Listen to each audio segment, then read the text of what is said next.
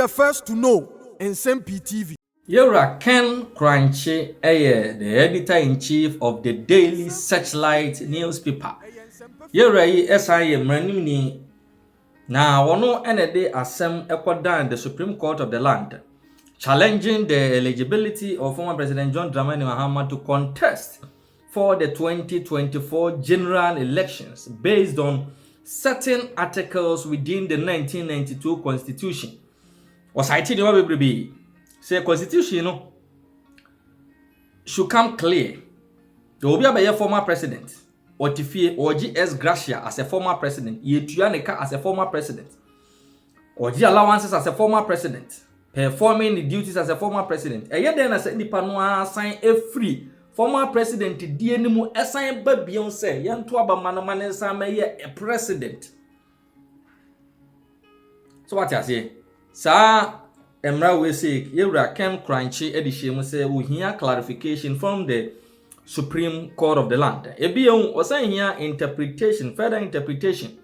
Say the former president John Dramani Mahama NDC occupy office as the flag bearer of the NDC. Ya wanama manone AGG sika accounts numbers igwa bonten, mobile money numbers igwa bonten ya OGG sika edia funding the campaign.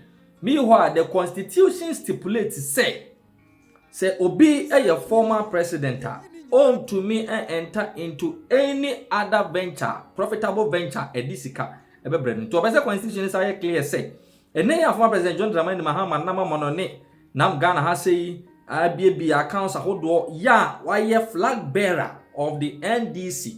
Now original sa position no so edi solicited for funds to fund his campaign no. No, another office of interest. Yeah, conflicted with the duties of a former president. And what that's so these are some of the questions. And you Ken Kuranchie in the writ. Yeah, finally at the Supreme Court now will pay a munchich. The just say the Supreme Court at to case no at to go. Ken Kuranchie chiremua. Enye case no pote and the Supreme Court at to dear to go near mono. There are some according to the Supreme Court, a quite of us will file a certain rate in it say administratively and a nyoma anko yenti Supreme Court at two case nego name the import of the case. Intis will be any a bon siri dear Husia. The jubilation will soon be cut off after December 3rd or 4th because or call any lawyer and penny for trans identify all these administrative errors ya or more can yoma bomu assign the court to Supreme Court to say pine for the smooth interpretation of these rules and regulations stipulated articles stipulated in the Constitution. Ken Kuranchie nchiremua or the mother fast answer. And I almost say there were some procedural technical issues that were deficient. You know, the case was struck out, but as some Nakasa then say, you know, you better say me bajo. Say there were procedural whatever now. Womu chiremu sa die. They were filing here and one filing here and a day. Okay. There were two principal issues. The first one was that an objection was raised to the fact that document filing a final statement of case. Almost say medical share affidavit of facts and evidence in the Kokan. It was straight to the court. And no was the first one. The second objection that was raised, and they said there was a number of 14 days to file that statement of case. Almost say me file no the 22nd day, not just a brosube 6 days. In 6 days, and also there was a lapse of time of about 6 days. It also was the second ground in almost say go and inform yourself.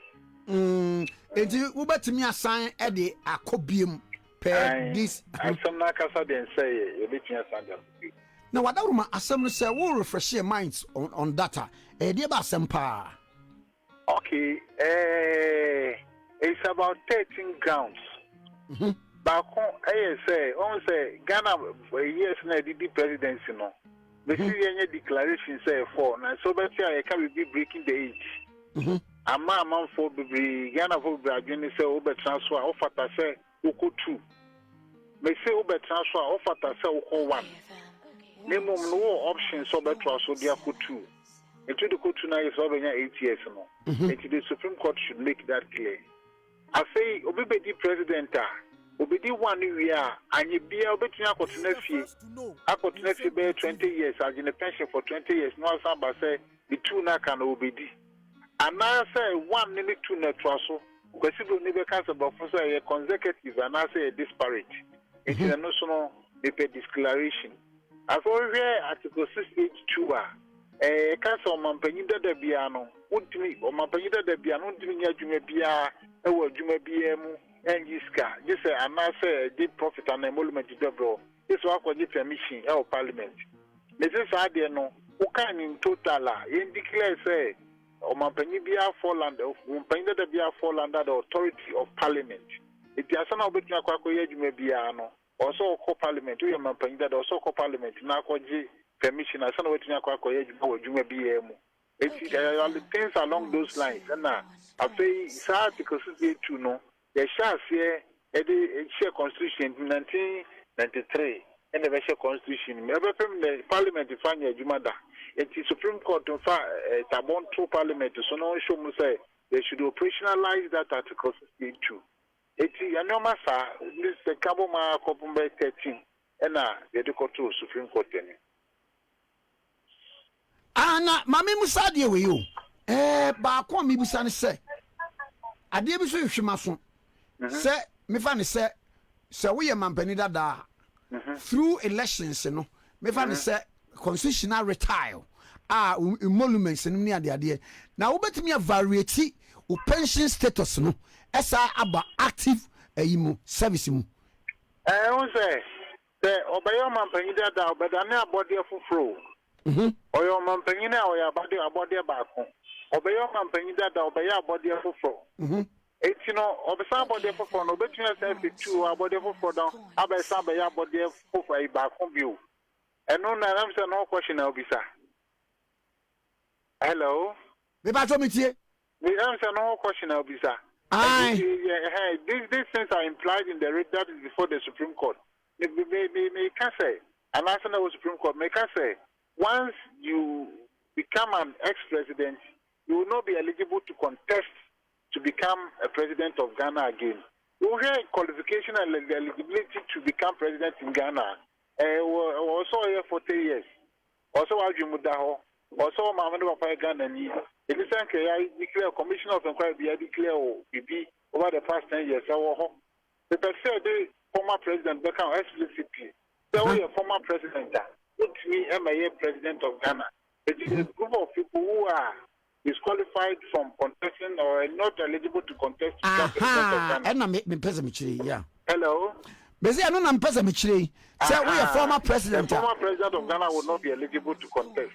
The amount for the counter, many say, if I'm a cover for and I make us a cover one. Oh, Bakuno, you know, Twasso. And I also to me coffee for you pension. Now, said to me, Baba Travis over said your mampany view. It is answer me that I will say, which is on criteria, but you wish on criteria, and I need a witness and a copy. Enti nipa ebo say case no ye wie fair complete no ente sa ye wo fufu ana no ho kwan ye wo fufu amozo so no mo kan na ye fufu ye ndiye okay. The question of eligibility no idea Supreme Court I deal with Juma as far as the 1992 Constitution is concerned. So there is a case law on that. In fact, enough judicial precedent. Okay. On the subject matter. But okay. Me too. And a little research would have saved all of us this waste of time.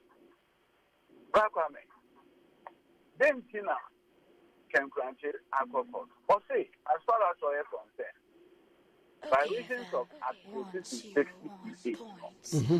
H. John Dramani Mahama, Onimukwai, the Obe contest, the 2020 election. I mean, ridiculous proposition. Welcome on this same platform. Mama wonders what kind Article 68 from clause 1 to the last clause. Mama what kind 66. Because 68 in there were 9 clauses. Yes.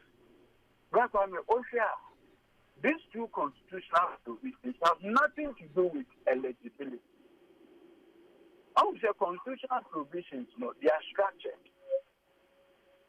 But what qualification, eligibility, emolument. If we are structured, no, and the structuring is for a reason. But what it actually by a client. That you are all. Okay,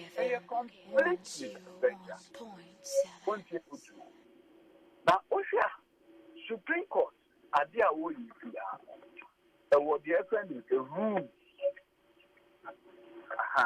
If you are the FM with the Supreme Court rules, 1996.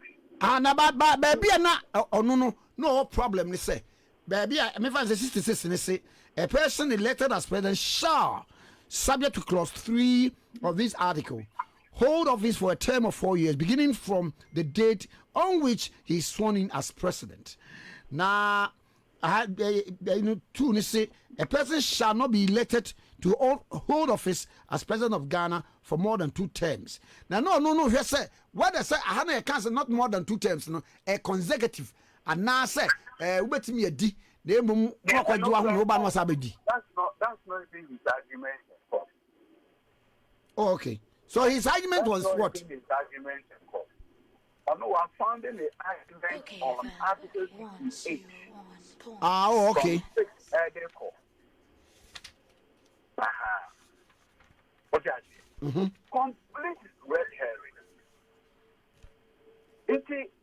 They're not making the Supreme Court, was the Supreme Court rule, CI 15. The Supreme Court is beyond the Constitution, you know. CI known as govern for the internal arrangement. And those rules are supposed to be complied with. Ken Kuranchie filed the way, or should I yet your no pay? A man, you receive the process, office no receive here, no. You deal with man. It's a very who process manager that they cry. It is not wealthy to invoke the original jubilation of the Supreme Court because the process here is so defective and it's so bad. So, which means for the BR and day and so forth.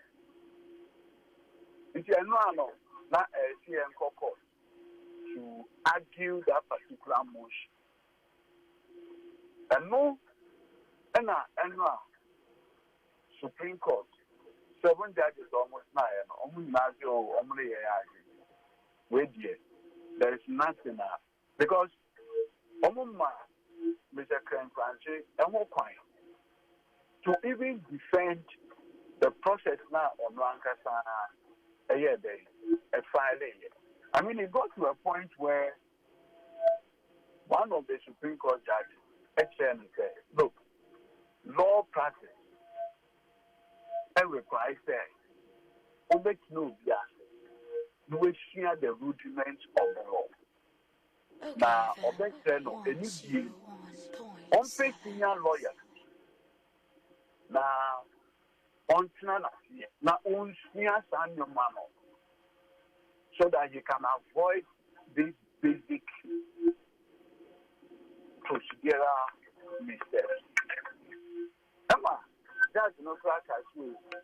And your future, W, a lawyer for to get the opportunity to learn.